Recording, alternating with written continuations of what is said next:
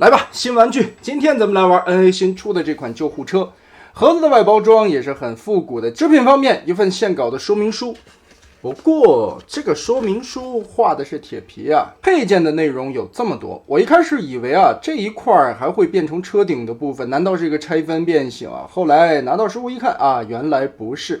车型还是保证一体变的，只不过这是一个另外附带的战斗平台，上面可以搭载这么多的装备。首先感觉这个车还是挺可爱的，方方块块的，但是车型好像样子来说不是太还原动画片里边的样子，也是因为这个变形机构导致的。这个车会感觉方方正正的，这一块会稍微的宽一些，而且高度嘛和长度啊也是感觉稍微的短了一点点。曲线弧度并不是很好，方方的一块，但主要原因也是在里外面的翻转上边，它如果用一个太曲线的弧面的话，里外面就不好去做了，所以这个可能也是取舍下来的吧。车型短短的，看起来稍微的和动画片里边出入有一些大。车窗这里用蓝色的金属漆做了那种颗粒感的涂装，四轮可以滚动，头顶的颈灯这个地方也有涂装，不过这个地方会暴露着两个大大的金属轴。前边的这一块玻璃是透明件，能看到里边的一些内构啊，但是处理了一种磨砂的质感。整体来说吧，这个白色上面其实还是上了一层珠光漆的效果啊，其实和这个里边的白色原塑料件从这里透出来还是有一定色差的。那我们直接来开始变形吧，这款的变形相当的不错了。首先打开中间的这一节窗户，这个地方有一个卡扣，扣松，然后往上拖一下，这里边还有一个卡扣，要同时进行，把这个维度锁解开，翻转180度折到前面去，把这个边缘转下来。另外的一边，主要是这一块比较难解啊，它是一个维度的咬合，双向的锁扣，折开，然后从车侧面的这个灯的保险杠这一节揪开这里边所有的卡扣，把两个轮子这一条整个的折开，翻到后面来，双关节的折叠，把这一面带有涂装的全部折叠到里面去。哎，这一块想起来，这个变形就是非常典型的 DX9 式的里外面翻转，而且这一块的变形设计非常像曾经的那个一体变形的补天士的那个味道啊。好，腿部我们现在基本上包出来半个了，接着拆开最后一节的车玻璃侧面这块板，打开，好，然后把这一块翻折上去，顺势把胳膊掏出来，而后边这一块也解松了，立起来，然后再展开，我们把中间的卡扣全部打松掉，前腿甲的盖板翻下来，这里边的卡扣进行结合，然后脚底板这里摊平。可以看到啊，它都是这种块状的面板移动，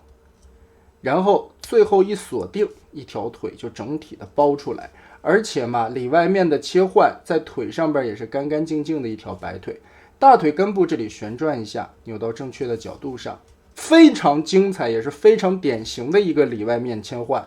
轮子半隐藏在小腿的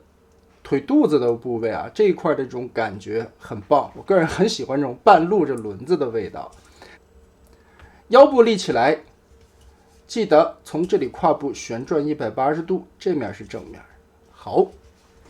接着我们打开下方这里的保险杠，连带前边的车前脸折下来，腾开空间，上边这里稍微的翻起一点点，再打开这个大玻璃。玻璃打开有一步千万不要忽视，侧面的这个帮子旋转180度，切换一个面儿。对比一下，这边是有蓝色的透明件的，这面是整个的白漆涂装，也就是说通过边缘的这个旋转做到了一个小范围的缩胸的一个感觉啊，哎，有点那个意思了。后边这一块盖板整体的翻起来，我们就把这里的盖子打开，头从里边顶出来，双关节往后拉，胸板这里盖上，然后注意这根部的一个滑道，滑道也不是正的滑进去的。立起来以后，我们可以看到它是一个斜插的角度，卡进去到底会有一个锁定感，让这里呈现一个夹角，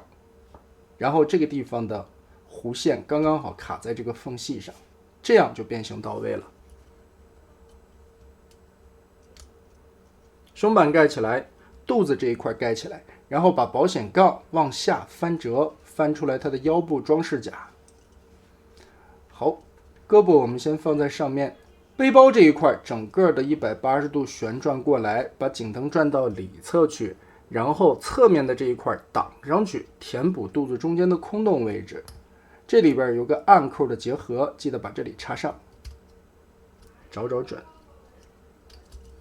背包干干净净，这个面出来了，而且肋部这里不会出现透过去光的那种空洞感了，包裹的非常好啊，也是极致利用了里外面的切换。然后我们把肩膀放下来，带有红十字标志的冲前，